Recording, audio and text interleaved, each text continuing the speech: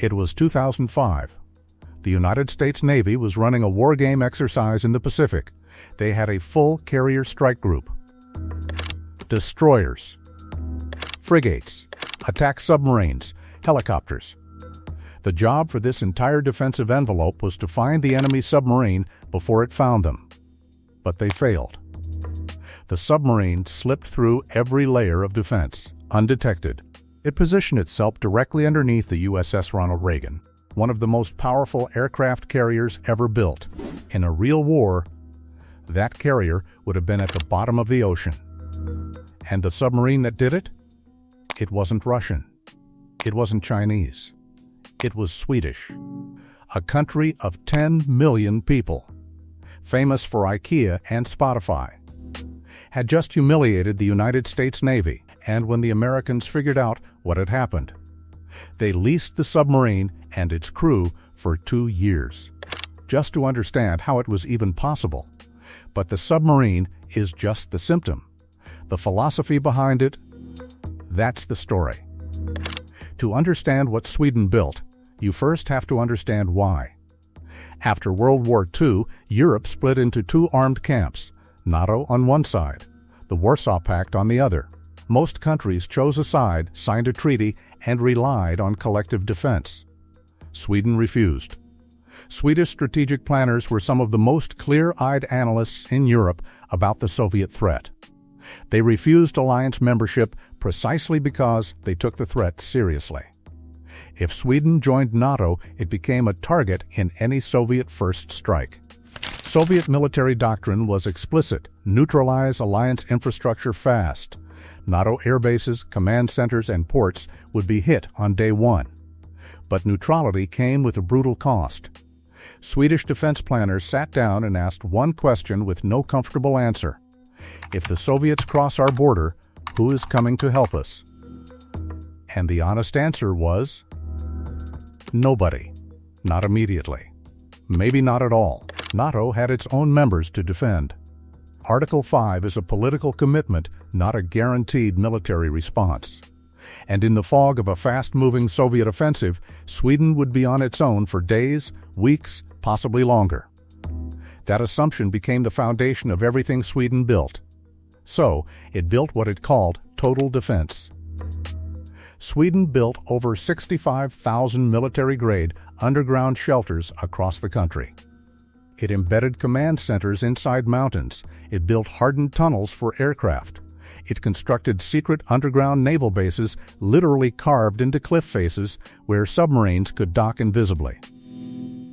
The Musk Naval Base, completed in 1969, was dug directly into a granite island. 3 dry docks, a full repair facility, fuel storage, command infrastructure, all underground, all invisible from the air and from sea. But shelters and tunnels are passive. Sweden also built teeth. Because there is another brutal logic of neutrality. If you buy your weapons from America, America can cut you off. If you buy from Britain, from France, from Germany, any political shift, any embargo, any war that involves your supplier leaves you unarmed at the worst possible moment. Sweden decided to build every critical weapon system domestically. Or it doesn't get built at all. That constraint forced Sweden to develop one of the most advanced, self-sufficient defense industrial bases in the world. By the 1970s, Sweden had already built 2 generations of domestically designed fighter jets, the Saab Draken and the Saab Viggen.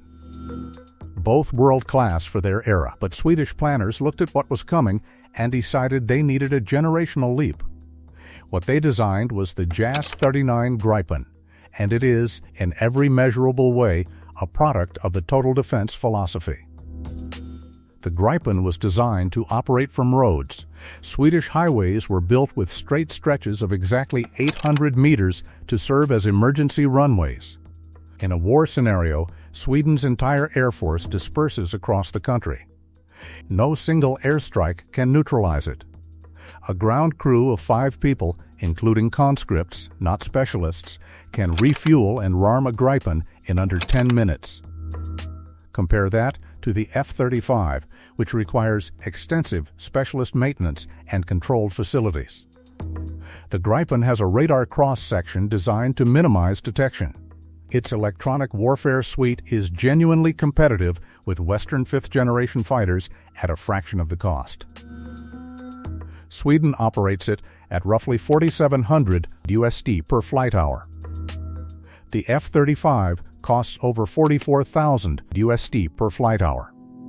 That's not a gap. That's a different philosophy of what an air force is for.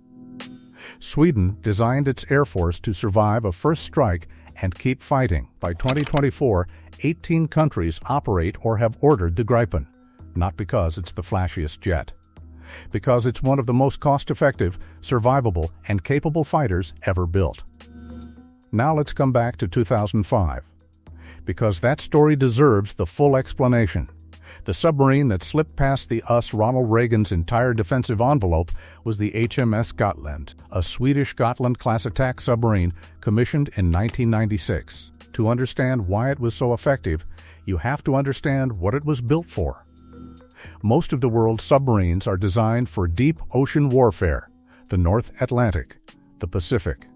They're large, fast, and optimized for hunting other submarines in open water. The Baltic Sea is none of those things. It's shallow, averaging just 55 meters deep. It's cold, creating complex thermal layers that scatter sonar. It's one of the busiest shipping lanes in the world, meaning constant acoustic background noise that overwhelms passive detection. Gotland was engineered specifically for that environment. Its hull is coated in anechoic tiles that absorb sonar pings rather than reflecting them back. Its internal systems are mounted on vibration-dampening rafts to minimize acoustic signature. And its defining technological edge, the Stirling Ape engine, air-independent propulsion, means it doesn't use a conventional diesel-electric system that requires snorkeling to the surface to recharge. The Gotland can stay completely submerged, running on stored liquid oxygen and diesel in a closed cycle for up to 2 weeks. Silent. Invisible. Motionless on the bottom if necessary. In the 2005 exercise, the Gotland didn't just evade detection. It stalked the carrier group. It penetrated the inner defensive ring multiple times, over multiple days. The U.S. Navy was sufficiently alarmed that they leased the Gotland and its 25-man crew for a 2-year deployment to San Diego, paying Sweden to let American submariners and anti-submarine crews train against the real thing. That is how good it was. The Gripen and the Gotland are the headliners. But they sit on top of something deeper. Sweden built an entire defense industrial ecosystem, one of only a handful of countries in the world capable of designing, developing, and manufacturing major weapons platforms end-to-end without foreign dependency. The Carl Gustaf recoilless rifle is in continuous production since 1946 and is used by over 40 militaries worldwide, including U.S. Special Operations Forces.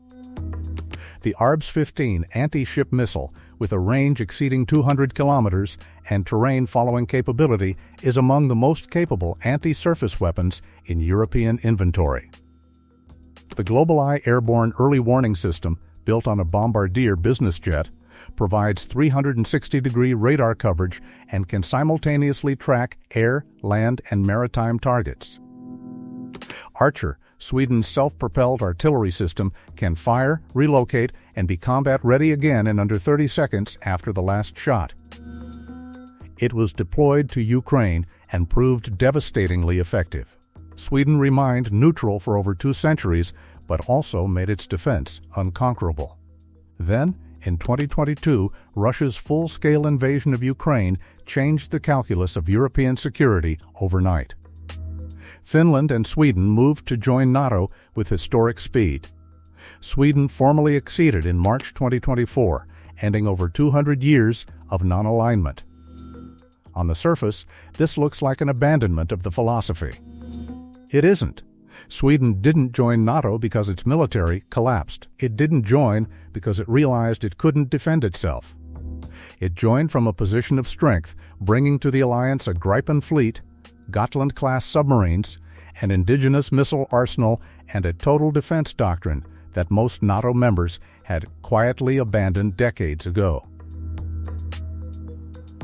Put it another way, Sweden joined NATO as a net contributor on day one. Most NATO members are still arguing about hitting 2% of GDP on defense spending, a threshold Sweden crossed years ago and is now pushing past 2.4%.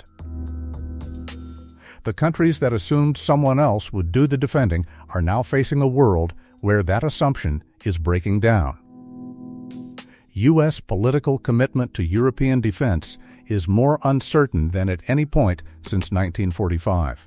And the question every European government now has to answer is the same one Sweden answered decades ago. If no one is coming to help, what have you built? In 2023, Sweden's defense export revenues exceeded $2.3 billion USD. A country that built its industry to serve one customer itself ended up producing systems so capable that half the world wants to buy them. That is what happens when engineering is driven by real constraints rather than procurement politics. If this changed how you think about European defense, subscribe. Because this channel is just getting started.